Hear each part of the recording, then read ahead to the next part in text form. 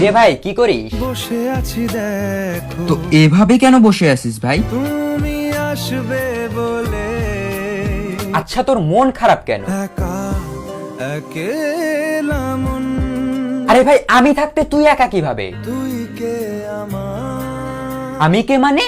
আমাকে তুই ভুলে গেলি? না রে না, ভাই তুই কি তোর লাইফে ভালোভাবে বাঁচতে চাস না? বেঁচে থেকে লাভ কি বল, বেঁচে থেকে লাভ কি মানে?